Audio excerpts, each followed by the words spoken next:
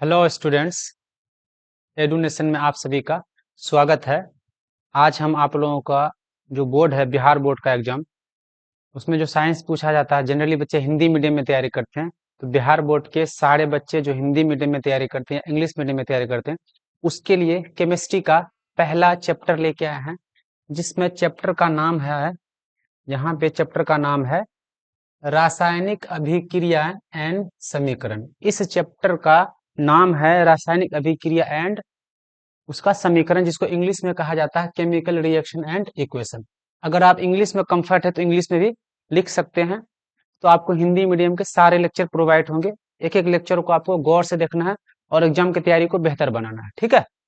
तो चलिए लेक्चर को स्टार्ट करते हैं अच्छे से। तो देखिए स्टूडेंट, तो सबसे पहले यहाँ पे लिखा गया है रासायनिक अभिक्रिया। रासायनिक अभिक्रिया क्या है? आपके मन में सवाल आता होगा, रासायनिक अभिक्रिया क्या है? तो रासायनिक अभिक्रिया हमारे आसपास के वह परिवर्तन है, वह चेंज है, जहां पे नए पदार्थ का फॉर्मेशन होता है। वही लिखा गया है यहाँ पे। डेफिनेशन आप अच्छे से देख लीजिए, परिभाषा देख लीजिए। ऐसे परिवर्तन, सबसे पहले याद रखना, जो रासायनिक अभिक्रिया हुए परिवर्तन है, किस टाइप का परिवर्तन? ऐसे परिवर्तन जिसमें नए गुणों वाले पदार्थों का निर्माण होता है, उसे रासायनिक अभिक्रिया कहते हैं। अगर इंग्लिश में देखेंगे तो इंग्लिश में भी लिखा हुआ chemical reaction. A chemical reaction is a process in which new substances of new properties are form. तो नए सब्सटेंस, नए पदार्थ, नए प्रॉपर्टीज का जब फॉर्म होता है, उस चेंज को कहा जाता है रासायनिक अभिक्रिया, ठीक है। तो हम अपने डेली लाइफ में भी बहुत सारे रासायनिक अभिक्रिया को देखते हैं, पर हमको समझ नहीं है कि ये रासायनिक अभिक्रिया है या नहीं। लेकिन यहाँ से डेफिनेशन देख के, इस परिभाषा को देख के आपको समझ में आ जाएगा कि हमारे आसपास जो चेंजेस हो रहे हैं, परिवर्तन हो रहे हैं, उनमें से कौन सा रासायनिक अभिक्रिया है और कौन सा रासायनिक अभिक्रिया नहीं है, ठीक है। तो डेफिनेशन को अच्छे से देखना। ऐसे परिवर्तन जिसमें नए गुणों वाले पदार्थों का निर्माण होता है, नए गुण वाले पदार्थों का निर्माण होता है, उसको कहा जाता है रासायनिक अभिक्रिया, केमिकल रिएक्शन। दोनों में अगर आप याद रखना चाहते हैं तो दोनों लैंग्वेज में याद रखें, क्योंकि लेक्चर को मैंने आप लोगों के लिए दोनों लैंग्वेज में बनाया है। क्योंकि कुछ ऐसे बच्चे हैं जो दोनों इंग्लिश में एग्जाम देते हैं और कुछ ऐसे बच्चे हैं जो हिंदी में एग्जाम देते हैं, इसलिए आपको कहीं और नहीं भटकना पड़े, सारे कंटेंट यही मिले, इसलिए ये लेक्चर आपके लिए अच्छे से तैयार किया गया। तो आपको अच्छे से नंबर लाना है। तो अब एग्जाम्पल से समझते हैं रासायनिक अभिक्रिया क्या है। तो देखिए ध्यान से, अगर आप अपने आसपास जब घूमते हैं, देखें यहाँ पे क्या लिखा है कि दैनिक जीवन में निम्नलिखित परिस्थिति पर ध्यान दीजिए। जैसे कौन कौन से परिस्थिति है? जैसे लोहे को अगर हम लोग बहुत देर तक बारिश के मौसम में छोड़ देते हैं तो लोहे में जंग लगता है। लोहे में जंग लगता है कि नहीं लगता है? तो लोहे में जंग का लगना ये एक रासायनिक अभिक्रिया है। तो डेली लाइफ से रिलेटेड है कि नहीं है? हम लोग पेड़ में आम देखते हैं, कुछ दिन बाद आम पक जाता है, फलों का पकना, वो भी एक रासायनिक अभिक्रिया। क्योंकि जब आम कच्चा रहता है उसका टेस्ट खट्टा लगता है हम लोगों को, लेकिन पकने के बाद वो मीठा लगता है। इसका मतलब पहले कुछ ऐसा पदार्थ था जिसका टेस्ट खट्टा था, पकने के बाद उसमें नया पदार्थ का निर्माण हुआ जिसका टेस्ट आपको मीठा लगने लगा। तो आम का पकना भी एक रासायनिक अभिक्रिया है। इसी तरह से भोजन का पकना, खाना जो हम लोग पकाते हैं वो भी एक रासायनिक अभिक्रिया है, ठीक है। अंगूर का कनवन हो जाना, है ना। इसी तरह से भोजन का पकाया जाता है, ये भी एक रासायनिक अभिक्रिया, क्योंकि भोजन को जब पकाते हैं उसके अंदर का जो गुण है वो चेंज हो जाता है। इसी तरह से हमारे शरीर में भोजन, हमारा शरीर भोजन को पचा लेता है। जब हम लोग भोजन को खाते हैं तो हमारा बॉडी उस भोजन को पचा लेता है। तो भोजन का पचना भी एक रासायनिक अभिक्रिया है, क्योंकि ये भी एक परिवर्तन है, नए पदार्थ का यहाँ पे निर्माण हो रहा है। हम सांस लेते हैं तो हमारे बॉडी में जो हम सांस लेते हैं, सांस लेने में भी बहुत सारे चीज का परिवर्तन होता है, तो वो भी एक रासायनिक अभिक्रिया है। तो हम लोग देख सकते हैं कि डेली लाइफ में बहुत से ऐसे एग्जाम्पल हम लोगों को मिलेगा जो रासायनिक अभिक्रिया है, जो केमिकल रिएक्शन है, लेकिन हमारा ध्यान वहां पे नहीं जाता। जैसे हम लोग बचपन में पढ़े हैं कि पेड़ पौधे खाना बनाते हैं, फोटोसिंथेसिस एक प्रक्रिया है, प्रकाश संश्लेषण एक प्रक्रिया है जिसके थ्रू प्लांट्स भोजन बनाते हैं। तो प्रकाश संश्लेषण भी एक रासायनिक अभिक्रिया है। तो बहुत सारे ऐसे परिवर्तन हमारे इन्वायरमेंट में, हमारे पर्यावरण में हमको देखने को मिलता है, जो एग्जाम्पल है रासायनिक, है ना, केमिकल रिएक्शन का, रासायनिक अभिक्रिया का। तो यही लिखा गया, इन सभी परिस्थितियों में प्रारंभिक वस्तु की प्राकृतिक तथा पहचान कुछ ना कुछ बदल जाता है। ये जितना भी सिचुएशन आप देखें, जितने भी परिस्थिति देखें, हर केस में जो वस्तु है उसका प्रारंभिक स्थिति चेंज हो जाता है। तो ये सारे के सारे क्या है, रासायनिक अभिक्रिया है। तो कुछ शॉर्ट में एग्जांपल लेके आए आपके लिए, शॉर्ट में जो कुछ एग्जांपल उदाहरण देखिए। रासायनिक अभिक्रिया का उदाहरण, रासायनिक अभिक्रिया का उदाहरण क्या क्या है? भोजन का पाचन, भोजन का जो हमारे शरीर में पाचन होता है, एक रासायनिक अभिक्रिया है। अगर अभी आपको समझ में नहीं आ रहा तो लेक्चर को देखते रहिए, 2-3 लेक्चर बाद ये चैप्टर आपको बहुत ही अच्छे से समझ में आ जाएगा, क्योंकि आपके लिए ऐसे छोटे छोटे चीज लेके आए हैं जो 10th का केमिस्ट्री पढ़ने के लिए आप लोगों के लिए बहुत ही जरूरी है। तो अभी लेक्चर को आपको देखना, सिर्फ अभी उतना इंपॉर्टेंट बात नहीं चल रहा, अभी सिर्फ एग्जाम्पल्स चल रहा है। कुछ देर बाद जब बेसिक चीजें हम आपको बताएंगे तो उसको अच्छे से देखना, अभी इसको सिर्फ नोट करना। तो ये सारे उदाहरण है रासायनिक अभिक्रिया का। जैसे हम लोग सांस लेते हैं, श्वसन एक रासायनिक अभिक्रिया है, क्योंकि श्वसन में हम लोग ग्लूकोज खाते हैं। जब ग्लूकोज को खाते हैं तो जब श्वसन होता है, उस श्वसन की प्रक्रिया में ग्लूकोज टूट कर कार्बन डाइऑक्साइड बना देता है। ग्लूकोज टूटा, कार्बन डाइऑक्साइड बनाया, तो नया पदार्थ का यहाँ पे निर्माण हुआ है। इसी तरह से लोहे पर जंग का लगना, यह भी एक रासायनिक अभिक्रिया है। मैग्नीशियम के फीते का जलाना, ये एनसीईआरटी किताब का सबसे अच्छा एग्जाम्पल है। मैग्नीशियम रिबन को जब हम लोग जलाते हैं तो वो जलने के बाद वो मैग्नीशियम ऑक्साइड बना लेता है। इसी तरह से दही का बनना, अगर हम लोग दूध को रख देते हैं तो कुछ देर बाद दही बन जाता है। तो दही का बनना भी एक परिवर्तन है। इस परिवर्तन में नए पदार्थ का निर्माण होता है, इसलिए दही का बनना भी एक रासायनिक अभिक्रिया है।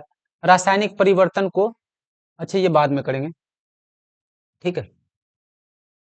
तो ये जितने भी यहाँ पे उदाहरण आपके सामने है, ये सारे के सारे उदाहरण रासायनिक अभिक्रिया का है। ऐसे और भी बहुत सारे उदाहरण आप अपने आसपास में देख सकते हैं। बस आपको ये पता करना है कि ये जो परिवर्तन हो रहा है इसमें कोई नया पदार्थ का निर्माण हो रहा है। यानी अगर नए पदार्थ का निर्माण हो और उसका गुण भी अलग हो, पुराने वाले पदार्थ से उसका गुण भी अलग हो, तो उसको बोला जाएगा रासायनिक अभिक्रिया, केमिकल रिएक्शन।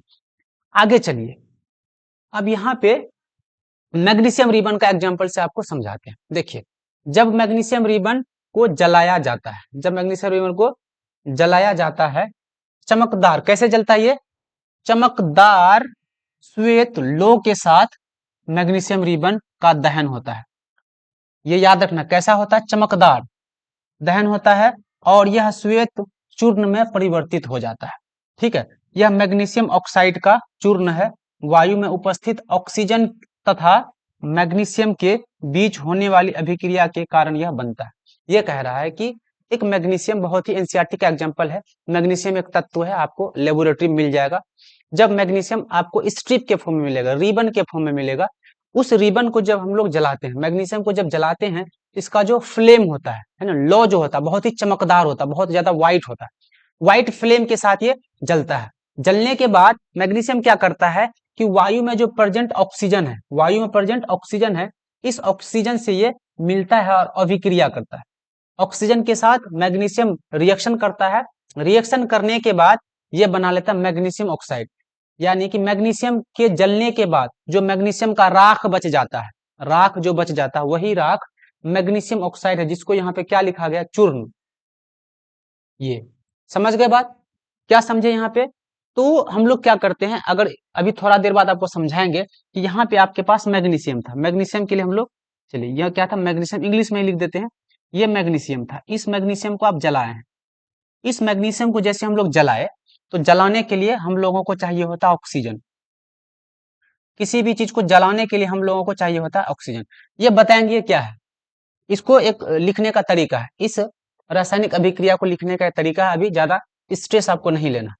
अब जलने के बाद ये बना लेता मैग्नीशियम ऑक्साइड।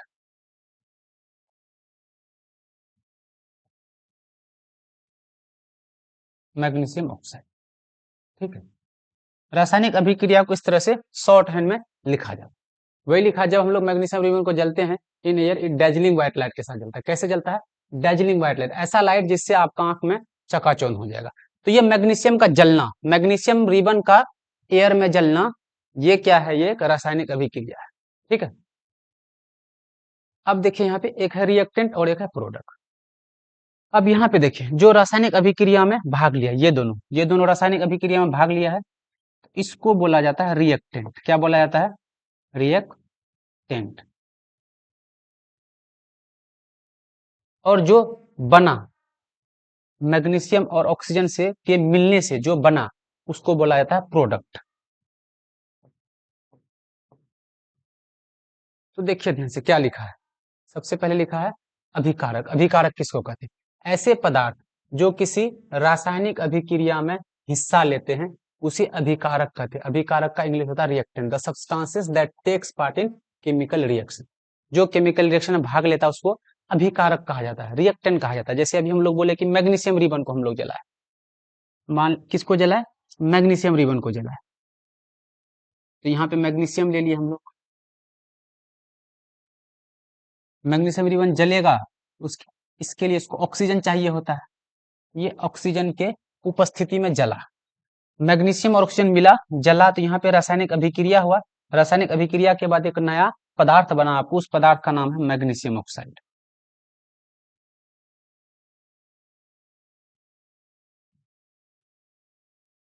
यहाँ पे आपको मैग्नीशियम ऑक्साइड बना। देखिए इस अभिक्रिया में कौन कौन भाग लिया? ये दोनों भाग लिया है, ये दोनों भाग लिया है। इसी को बोला जाता है अभिकारक। जो रिएक्शन में भाग लेता है, अभिक्रिया में भाग लेता है, उसको बोला जाता है अभिकारक। अभिक्रिया के बाद जो चीज बना, ये वाला बना ना आपके पास, मैग्नीशियम ऑक्साइड, इस प्रोसेस में बना, इस प्रक्रिया में बना, इसको क्या कहा जाता है? इसको कहा जाता है प्रोडक्ट। प्रोडक्ट का हिंदी क्या होता है? उत्पाद। इसको क्या बोला जाता है? उत्पाद। तो रिएक्शन के बाद जो चीज बनी उसको कहा जाता है उत्पाद। रिएक्शन में जो हिस्सा लेता है उसको बोलते हैं रिएक्टेंट। उत्पाद। New substances form after chemical reaction, वही लिखा है। ऐसे पदार्थ जिनका निर्माण रासायनिक अभिक्रिया में होता है उसको उत्पाद कहा जाता है। ठीक है। अब रासायनिक अभिक्रिया के प्रेक्षण, आप कैसे पहचानेंगे कि रासायनिक अभिक्रिया हो रहा है? आपको कैसे पता चलेगा कि रासायनिक अभिक्रिया हुआ है? उसके पास तो मुंह है नहीं। अब मैग्नीशियम को ऑक्सीजन के साथ मिला है, तो मैग्नीशियम और ऑक्सीजन तो बोलेगा नहीं कि हम दोनों रासायनिक अभिक्रिया कर रहे हैं। तो कुछ ऐसे गुण हैं, कुछ ऐसे ऑब्जर्वेशंस है, जिसको देख के आपको पता करना पड़ेगा कि रासायनिक अभिक्रिया हो रहा है। जैसे दो चीज को अगर मिलाएंगे तो उसके अवस्था में चेंज हो सकता है। अवस्था मतलब कोई चीज सॉलिड है तो लिक्विड बन सकता है, गैस बन सकता है, गैस है तो लिक्विड बन सकता है, सॉलिड बन सकता है। उसके फिजिकल स्टेट में चेंजिंग आ सकता है, उसके फिजिकल स्टेट में चेंजिंग आ सकता है। सॉलिड से गैस बन सकता है, गैस से लिक्विड बन सकता है। कभी कभी उसके रंग में परिवर्तन आ सकता है। कॉपर सल्फेट का नाम आप सुने होंगे कि कॉपर सल्फेट ब्लू कलर का होता है, उसमें आयरन मिलाते हैं, उस कॉपर सल्फेट का कलर ग्रीन हो जाता है। तो रंग में कभी कभी परिवर्तन होता है। कभी कभी आपको गैस भी निकलेगा अथवा गैस का उत्सर्जन होगा, कभी कभी तापमान में चेंज होगा। जैसे चूना को हम लोग पानी में मिलाते हैं तो गर्म हो जाता है, सर्फ को पानी में मिलाते हैं तो गर्म हो जाता है। गर्म क्यों हुआ? क्योंकि चूना या सर्फ का अभिक्रिया हो रहा है पानी के साथ। तो समझ गए, ये सारे कुछ लक्षण है, गुण है, ऑब्जर्वेशन है, जिसको देख के हम पता कर सकते हैं कि केमिकल रिएक्शन हो रहा है। ठीक है। दूसरा, अगर इंग्लिश में बात करें तो change in physical state, change in colour, evolution of gas, temperature और फॉर्मेशन ऑफ प्रिसिपिटेट। कभी कभी प्रिसिपिटेट भी बनता है। छोटा सा एग्जांपल आपको समझाते हैं, बस अभी याद रख लेना। एक होता है कॉपर सल्फेट। कॉपर सल्फेट, अब जो भी चीज केमिस्ट्री में होता है उसका हम लोग फॉर्मूला लिखते हैं। तो ये लिख लीजिए, कॉपर सल्फेट का फॉर्मूला होता है CuSO4। ये ब्लू कलर का होता है, इसका जो रंग आपको दिखेगा वो ब्लू दिखेगा।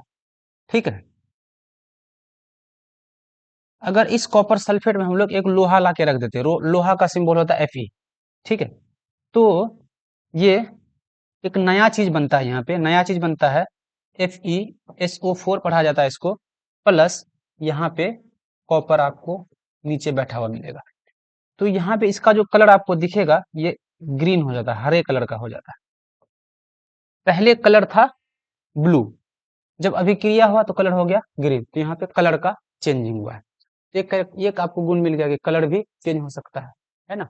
तो इस तरह से कुछ ऑब्जर्वेशंस को, कुछ कैरेक्टरिस्टिक्स को देख के हम लोग पता करते हैं कि केमिकल रिएक्शन हो रहा है। ठीक है बात। अब है कुछ बेसिक चीज जो आपको जानना चाहिए। बेसिक चीज जो आपको जानना चाहिए, क्या क्या जानना चाहिए? अगर आपको केमिस्ट्री, अब आपका केमिस्ट्री यहाँ से स्टार्ट होता है, ये बुक का नहीं है, लेकिन इसको पढ़े बिना आप 10th का केमिस्ट्री नहीं समझ पाएंगे। इसलिए आपसे गुजारिश है ना, कि आप इसको बहुत अच्छे से देखें। अब आपका बेसिक चीज स्टार्ट हो गया, अगर ये छूट जाएगा तो पूरा केमिस्ट्री में आप फिर पीछे रह जाएंगे, अगर आप नहीं पढ़ें। अगर पढ़े हैं तो अच्छी बात है।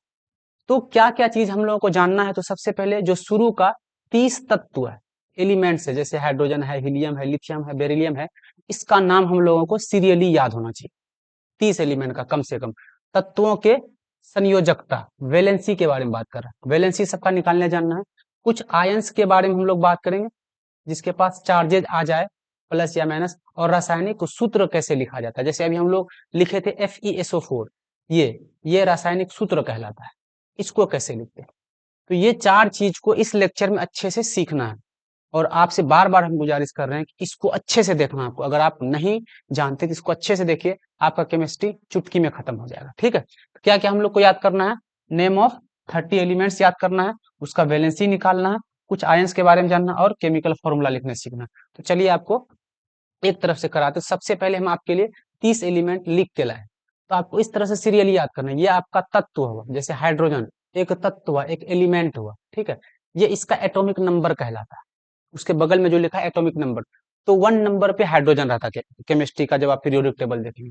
2 नंबर पे हीलियम, ये इसका एटॉमिक नंबर है। ये इसका लिथियम, इसका एटॉमिक नंबर 3 है। तो आपको सीरियली याद करना है कि किस नंबर पे कौन है। जैसे अगर हम बोलेंगे 11 नंबर पे कौन है, या 8 नंबर पे कौन है, 8 एटॉमिक नंबर किसका था, आप बोलेंगे सर ऑक्सीजन का एटॉमिक नंबर, यानी हिंदी में बोला जाता है परमाणु संख्या। 8 ऑक्सीजन का, 7 किसका है, नाइट्रोजन का, 6 किसका है, कार्बन का। ये नंबर आपको याद रखना, और ये तत्व आपको याद रखना, और यहाँ पे इसका सिंबल दिया हो, इस सिंबल को याद रखना। जैसे हाइड्रोजन के लिए हम लोग हमेशा हाइड्रोजन नहीं लिखेंगे, H लिखेंगे। जैसे यहाँ पे मेरे पास कार्बन है, तो कार्बन के लिए C लिखेंगे। ठीक है, नाइट्रोजन है तो नाइट्रोजन के लिए N लिखेंगे। तो 10 एलिमेंट्स यहाँ हो आपके पास, और 10 एलिमेंट इधर है। मतलब सोडियम होता है, Mg मतलब मैग्नीशियम होता है, Al मीन्स एल्युमिनियम होता है, Si मतलब सिलिकॉन होता है, P मतलब फॉस्फोर होता है, S मतलब सल्फर होता है, Cl मतलब क्लोरीन, Ar मतलब आर्गन, K मतलब पोटासियम होता है, Ca मतलब कैल्शियम होता है। और सबका आपको यह परमाणु संख्या याद रखना, कौन किस नंबर पे। 11 पे सोडियम है, 12 पे मैग्नीशियम है, 13 पे एल्युमिनियम है। ये आपको रटा हुआ होना चाहिए। ये 20 एलिमेंट अगर आप रट जाएंगे तो आपके लिए बहुत ईजी हो जाएगा। ठीक है, आपके लिए बहुत ईजी हो जाएगा। अब आपको हम वैलेंसी निकालने सिखाते हैं, संयोजकता निकालने सिखाते हैं। ठीक है, यहाँ पे जो है क्या निकालना आपको, ये संयोजकता कैसे निकालें, तत्वों का संयोजकता यानी कि वैलेंसी कैसे निकालते हैं। तो चलिए, बहुत ही आसान है वैलेंसी निकालना। कैसे निकालेंगे वैलेंसी, देखिए ध्यान से। अगर मेरे पास कोई भी तत्व है, वो तत्व एटम से मिलकर बना होता है। कोई भी पदार्थ जो है, कोई भी पदार्थ, वो किससे बना होता है, एटम से मिलकर बना होता है। ठीक है, एटम को हिंदी में बोला जाता है परमाणु, परमाणु बोला जाता है। ठीक है, परमाणु किसी भी पदार्थ का सबसे छोटा इकाई है, स्मॉलेस्ट यूनिट है परमाणु। ठीक है, अब इस परमाणु में आपको 3 चीज मिलेगा। अगर कोई परमाणु आप देखेंगे तो परमाणु में 3 छोटे छोटे चीज आपको मिलेगी। इसको अच्छे से देखिए, इसको बोला जाता है इलेक्ट्रॉन, एक होता है इलेक्ट्रॉन्स, इंग्लिश में भी लिख सकते हैं, हिंदी में भी लिख सकते हैं, नाम सेम है। एक को बोला जाता है प्रोटॉन, एक और छोटा चीज मिलता है, उसको बोला जाता है न्यूट्रॉन। क्या बोला जाता है, न्यूट्रॉन। प्रोटॉन के पास निगेटिव चार्ज होता है, सॉरी, इलेक्ट्रॉन के पास निगेटिव चार्ज, प्रोटॉन के पास पॉजिटिव चार्ज होता है, न्यूट्रॉन के पास कोई भी चार्ज नहीं होता, नो चार्ज। ठीक है, अब ये तीनों जो है परमाणु के अंदर कैसे अरेंज रहता है, कैसे व्यवस्थित रहता है, तो देखिए ध्यान से। परमाणु का जो आपको स्ट्रक्चर दिखाते हैं हम, यहाँ एक क्या होता है, बीज होता है, ये जो इसका सेंटर है, केंद्र, इस केंद्र में प्रोटॉन और न्यूट्रॉन रहता है। केंद्र में प्रोटॉन प्लस न्यूट्रॉन आपका इस केंद्र में बैठा रहता है। ठीक है, जिसको इंग्लिश में न्यूक्लियस बोला जाता है। ठीक है, और इसके चारों ओर ऐसे ऑर्बिट होता है, इसके चारों ओर क्या होता है, ऑर्बिट होता है, इसके चारों ओर ऑर्बिट होता है। इसको ऑर्बिट या सेल बोला जाता है, के बोला जाता है, एल बोला जाता है। यहाँ पे आपको इलेक्ट्रॉन्स रहेगा, इस तरह से यहाँ पे इलेक्ट्रॉन्स रहेगा, इस तरह से ऑर्बिट रहता है, और इस ऑर्बिट पे ऐसे इलेक्ट्रॉन्स रहता है। ठीक है, इस तरह से इलेक्ट्रॉन्स रहता है। जो पहला वाला सेल है, पहला वाला सेल, इसको के नाम देते हैं, इसको एल नाम देते हैं। इसी तरह से और रहेगा तो उसको एम नाम देंगे, इसी तरह से और रहेगा तो उसको एन नाम दे देंगे। इस तरह से आपको याद रखना कि एक किसी भी तत्व का एक एटम है, एक परमाणु है, परमाणु के बीच में प्रोटॉन और न्यूट्रॉन बैठा रहता है, और इलेक्ट्रॉन्स इसके चारों तरफ घूमते रहता है, इस ऑर्बिट में के एल एम में घूमते रहता है। ठीक है, अब आपको एक और चीज याद रखना कि के जो है, सबसे पहले कौन सा सेल है, के है। तो के के पास जो इलेक्ट्रॉन होता है वो ज्यादा से ज्यादा 2 ही इलेक्ट्रॉन रखेगा, वो 2 इलेक्ट्रॉन से ज्यादा नहीं रखेगा। बाकी सारे को हम लोग 8 इलेक्ट्रॉन देना है, तो L, M, N ये सबको क्या करना है, सबको 8 देना, 8 से ज्यादा इलेक्ट्रॉन नहीं देना। यही दो चीज याद रखना। के जो ऑर्बिट है, के वाला पार्ट जो है उसको 2 इलेक्ट्रॉन देना है, और बाकी सबको 8 से ज्यादा किसी को नहीं देना। ठीक, 8 से ज्यादा किसी को नहीं देना। अब वैलेंसी कैसे निकालेंगे, देखिए संयोजकता कैसे निकालेंगे। तो सपोज करते हैं कि यहाँ पे मेरे पास सोडियम है, एक है सोडियम,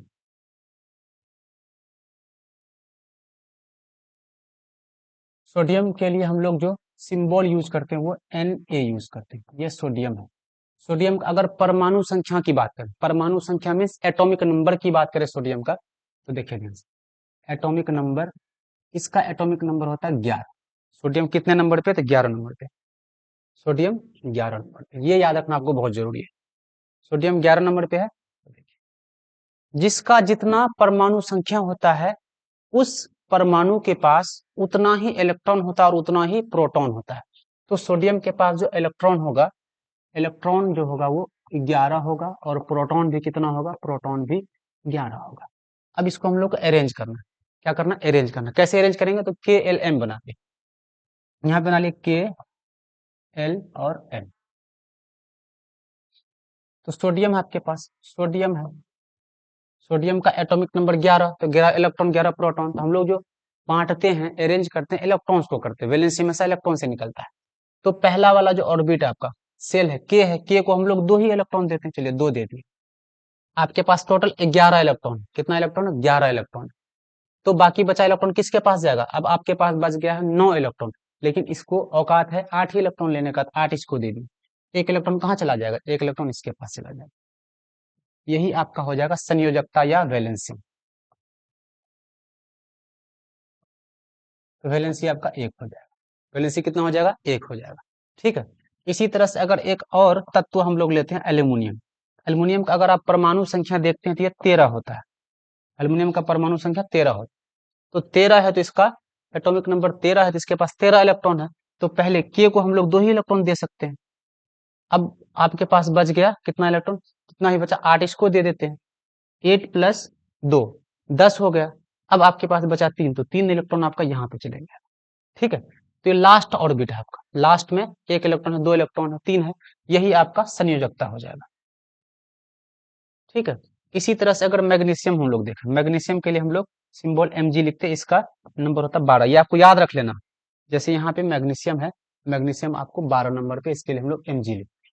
ठीक है, इसके लिए हम लोग Mg लिखते हैं। तो पहला जो K है, इसको हम लोग 2 ही इलेक्ट्रॉन देंगे, फिर इसको 8 दे देंगे, 8 प्लस 2 10 हो गया, तो 2 बचा, 2 यहाँ चला गया। ये आपका संयोजकता हो गया। ठीक है, ये आपका संयोजकता हो गया, वैलेंसी हो गया। लेकिन क्या देख रहे हैं यहाँ पे, 1 आ रहा है सर, 2 आ रहा है, 3 आ रहा है। अगर 4 से ज्यादा आ जाए, 4 से ज्यादा आ जाए, जैसे ऑक्सीजन है, क्या है, ऑक्सीजन, ऑक्सीजन के लिए O लिखते हैं, इसका परमाणु संख्या 8 होता है, 8 होता है। पहले को 2 इलेक्ट्रॉन देंगे, अब आपके पास 6 बचा, तो 6 यहाँ चला जाएगा। तो लास्ट में जो गया 6 गया, तो जब लास्ट में 4 से ज्यादा आ जाए, हम लोग वैलेंसी जो निकालते 8 में घटा देते। वैलेंसी कैसे निकालना, तो यहाँ पे 4 से ज्यादा, तो वैलेंसी हो जाएगा 8 माइनस 6, यानी कि 2 हो जाएगा वैलेंसी। तो किसी भी तत्व का वैलेंसी 4 से ज्यादा नहीं होगा, 4 से ज्यादा नहीं होगा। ठीक है। इसी तरह से अगर हम लोग फ्लोरीन ले लेते हैं, फ्लोरीन को बोलते F, इसका परमाणु संख्या 9 होता है। तो पहले वाले को 2 इलेक्ट्रॉन दे देंगे, अब 7 बचा, 7 यहाँ चले जाएगा। ये 4 से ज्यादा है, 4 से 4 तक रहेगा तो वही आपका वैलेंसी हो जाएगा, वही संयोजकता हो जाएगा। लेकिन यहाँ पे 4 से ज्यादा है, वैलेंसी निकालने के लिए 8 में घटा देना, 8 में घटाएंगे 7 को, आपके पास बचेगा 1, ये 1 आपका वैलेंसी हो जाएगा। इस तरह से हम लोग वैलेंसी निकालते हैं। ठीक है। तो यहीं पे आपका वैलेंसी हम कंप्लीट कर देते हैं। जैसे सोडियम है, एटॉमिक नंबर 11 होता है, चलिए यहाँ पे K लिख लिए, यहाँ पे L लिख लिए, यहाँ पे M लिख लिए, और यहाँ पे लिख लेते हैं वैलेंसी, संयोजकता। सोडियम का एटॉमिक नंबर 11 है, तो पहले में 2, दूसरे में 8, तीसरे में 1, आपका वैलेंसी हो जाएगा 1। चलिए एक हम इधर का कर देते हैं, किसका कर देते हैं, आर्गन का 18 है, आर्गन का 18 है, आर्गन वाले का हम कर देते हैं। पहले में 2, पहले में 2, दूसरे में 8, 8 2 10,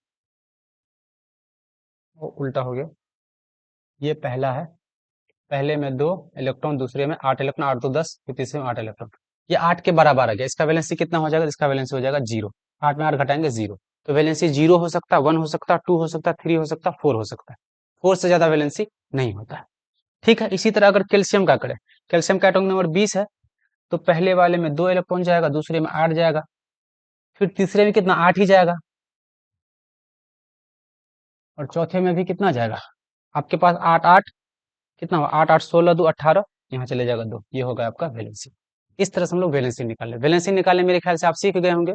क्या करना? इलेक्ट्रॉन्स को बांट देना। पहले वाले सेल को 2 इलेक्ट्रॉन देना, दूसरे को 8। 8 से ज्यादा किसी को नहीं देना। 8 से जैसे ज्यादा होगा अगले वाले सेल में चले जाएंगे। एक से अगर 0 से लेके, कहाँ से लेके? 1 से लेके 4 तक होगा, वही वैलेंसी होगा। ठीक है, और जैसे ही 4 से ज्यादा होगा तो 8 में घटा के वैलेंसी हम लोग निकाल लेंगे। कोई दिक्कत नहीं यहाँ तक? अब देखिए आयंस क्या है। आयंस है किसी भी चीज में अगर चार्ज आ जाए, क्या आ जाए? चार्ज को हिंदी में बोलते हैं आवेश। किसी भी चीज में अगर चार्ज आ जाए, जैसे यहाँ पे हम लोग लिखे थे सोडियम, यहाँ पे लिखे थे सोडियम, ये सोडियम का एक परमाणु है। लेकिन अगर इसी सोडियम पे यहाँ पे चार्ज आ जाए, क्या आ जाए? चार्ज आ जाए, ये सोडियम का आयन होगा। क्या हो जाएगा? ये आयन कहलाएगा। अगर यहाँ पे अल्युमिनियम, एल्युमिनियम का हम लोग वैलेंसी जो निकाले थे वो निकला था 3। एल्युमिनियम का वैलेंसी कितना निकला था? एल्युमिनियम का वैलेंसी 3। तो एल्युमिनियम में अगर चार्ज बनाएंगे, एल्युमिनियम में चार्ज 3 आ जाएगा, 3 आ जाएगा प्लस में। ये आयन हो गया आपका। ठीक है, इसी तरह से मैग्नीशियम, मैग्नीशियम का वैलेंसी निकाले थे, संयोजकता निकाले थे, 2 आया था। अगर इसको रिएक्शन में आप लेके जाएंगे तो इसमें जो चार्ज आता है वो 2 चार्ज आ जाए। जितना वैलेंसी उसमें उतना ही चार्ज आता है। ठीक है, ये आपका आयन हो गया। तो किसी भी चीज में अगर चार्ज आ जाए, क्या आ जाए? चार्ज आ जाए, तो उसको आयन बोला जाता है। तो जिसका जितना वैलेंसी होता है उतना ही उसमें चार्ज आता है। ठीक है, अगर ऑक्सीजन की बात करें, इसमें चार्ज जो आएगा यहाँ पे पॉजिटिव चार्ज है। अगर ऑक्सीजन का बात करेंगे, ऑक्सीजन का वैलेंसी 2 होता है, इसमें चार्ज कितना आएगा? इसमें चार्ज -2 आता है। क्योंकि जो मेटल है, जो धातु है, उसका चार्ज पॉजिटिव लेते हैं, और जो अधातु उसका चार्ज नेगेटिव लेते हैं। इसको याद रख लेना। इसी तरह से क्लोरीन है, ये भी एक अधातु है, इसका चार्ज कितना आ जाएगा? तो -1 आ जाएगा। ठीक है, इसी तरह से फ्लोरीन, ये भी एक धातु है, रिएक्शन में जाएगा, इसमें चार्ज कितना आ जाएगा? 1 आ जाएगा।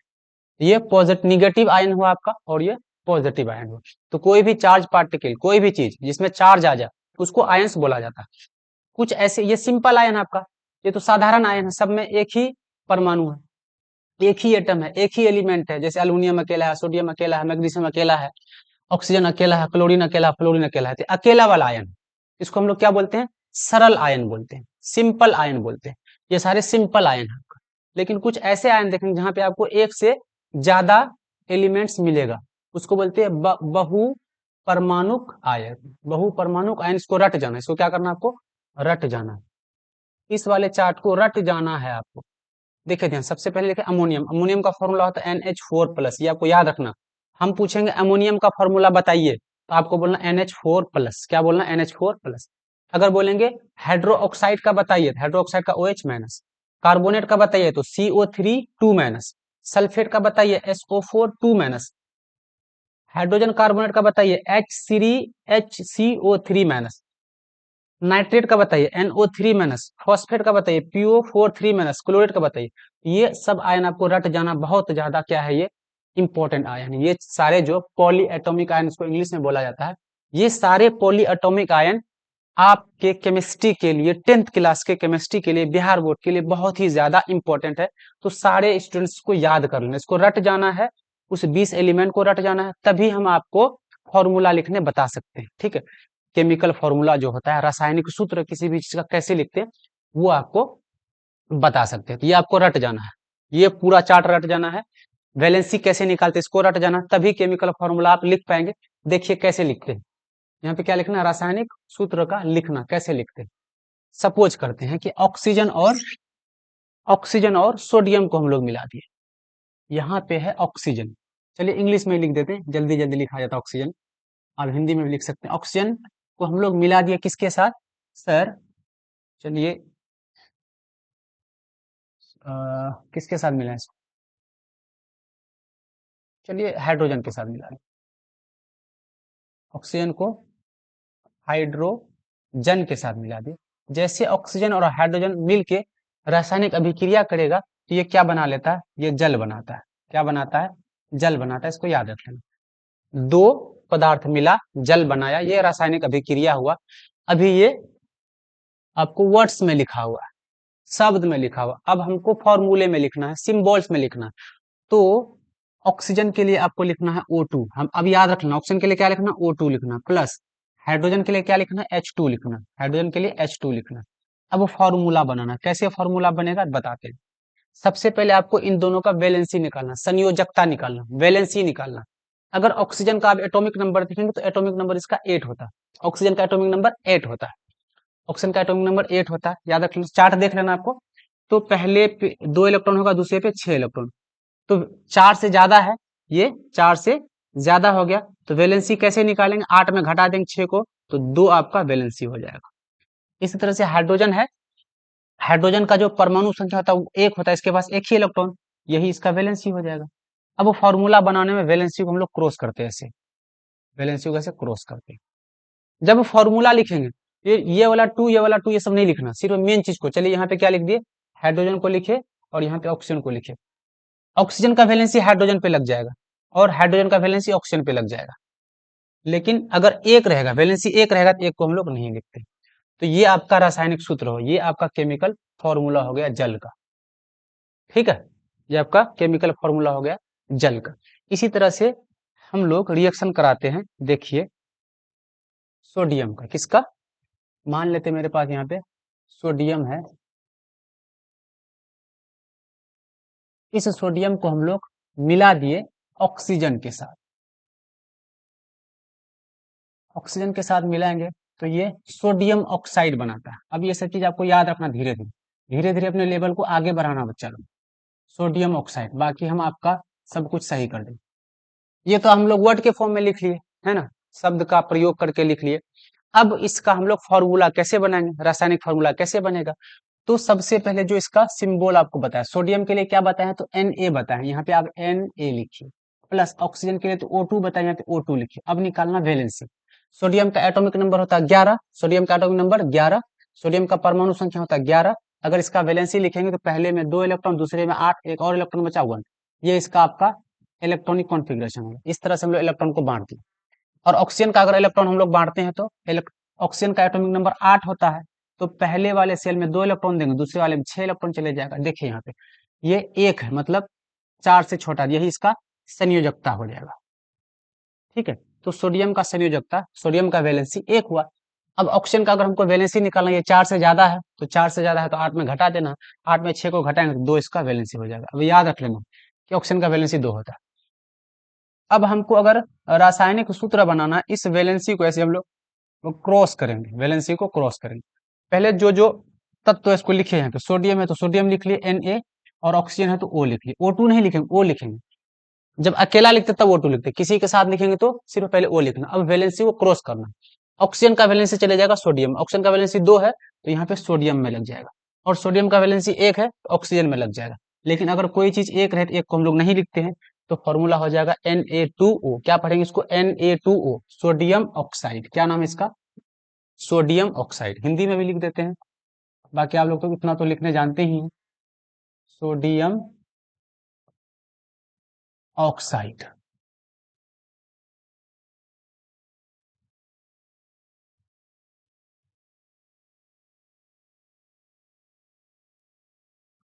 यहां तक समझ गए फॉर्मूला बनाने। चलिए एक और फॉर्मूला बनाते हैं। किस चीज का फॉर्मूला बनाते हैं, मान लेते हैं कि मैग्नीशियम आपके पास, इंग्लिश में लिख देते हैं, आप हिंदी में लिख लीजिएगा। मैग्नीशियम को हम लोग मिला दिए किसके साथ, ऑक्सीजन के साथ। ठीक है, अब यहाँ पे जो फॉर्मूला, कोई भी तत्व बनेगा, नया तत्व बनेगा, उत्पादक बनेगा, वो बनेगा मैग्नीशियम ऑक्साइड।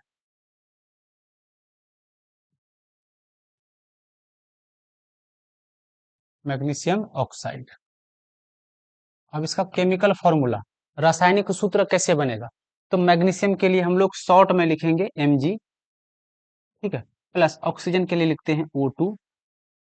अब हम लोगों को निकालना है इसका वैलेंसी, संयोजकता निकालना। हम लोगों को पता है कि मैग्नीशियम का जो परमाणु संख्या है वो 12 होता है। तो पहले में 2 इलेक्ट्रॉन, दूसरे में 8 इलेक्ट्रॉन, 8 + 2 10, तो 2 यहाँ बचा, 2 आपका संयोजकता हो गया।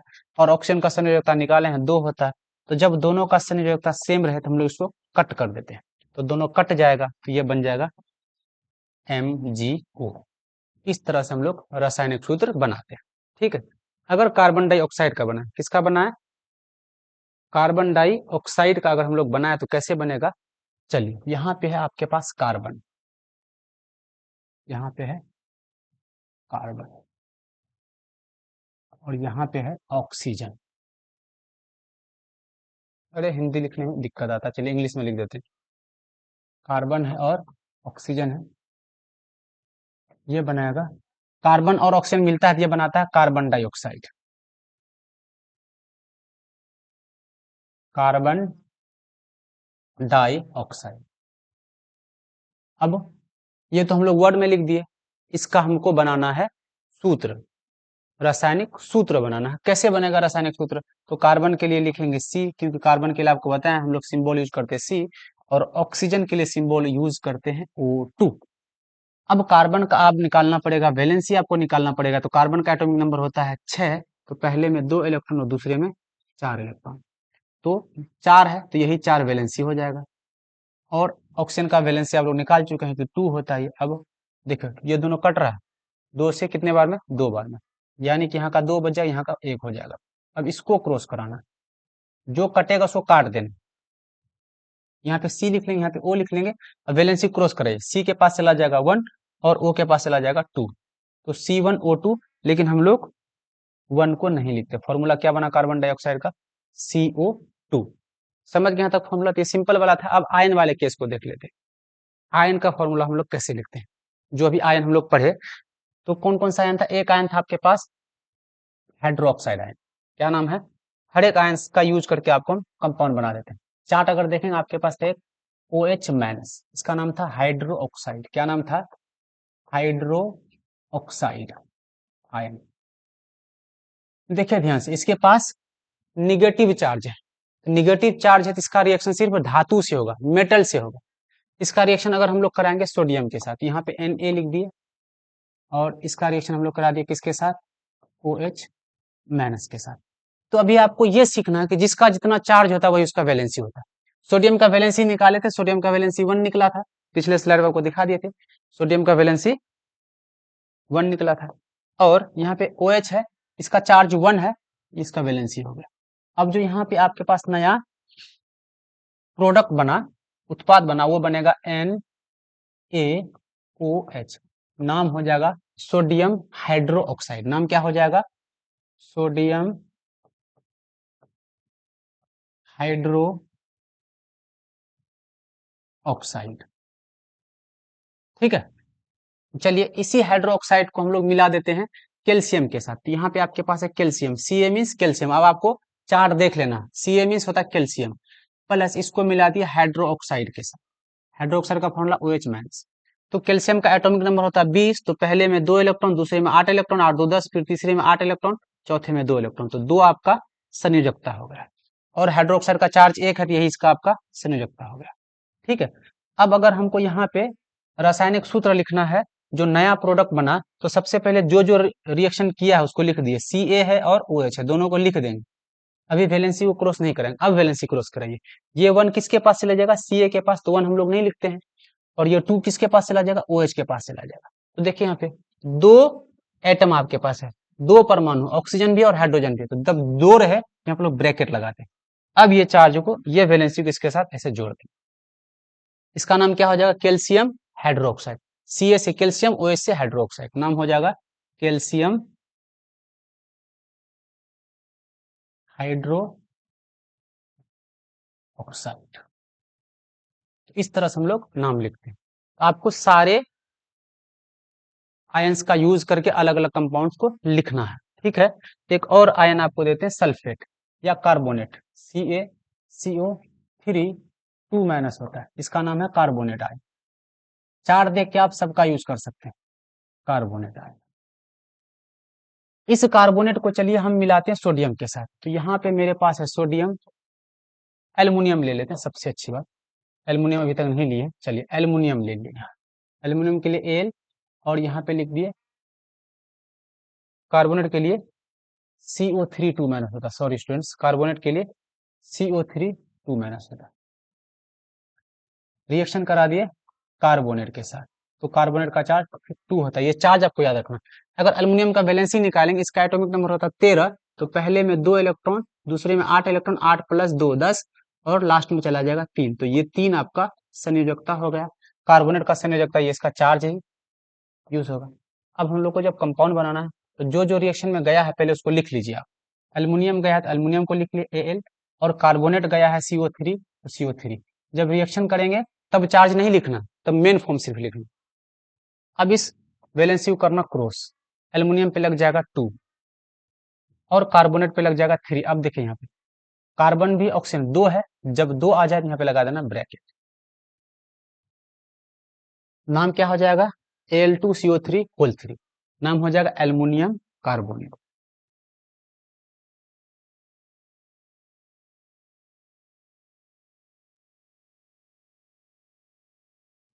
ठीक है, तो इस तरह से हम लोग कंपाउंड्स का नाम लिखते हैं, इस तरह से उत्पाद का नाम लिखते हैं, इस तरह से रासायनिक सूत्र बनाते हैं। तो स्टूडेंट्स, आपको बोर्ड के लिए अगर अच्छे से तैयारी करना है तो लेक्चर को अच्छे से देखिए, और जितना कुछ आपको पढ़ा है उस सारे कुछ को आपको प्रैक्टिस करके आना और याद करके आना है, तभी अगले क्लास का केमिस्ट्री हम आपको समझा पाएंगे, नहीं तो मेरा मेहनत ही बर्बाद हो जाएगा और आपका मेहनती बच्चा बर्बाद हो जाएगा। इसलिए पीछे जो भी चीज को याद करके आपको आना, एक बार याद नहीं होगा, 2 बार 3 बार याद करके आना है। मेरा वादा है आपका केमिस्ट्री हम कंप्लीट करेंगे। ठीक है student, thank you very much.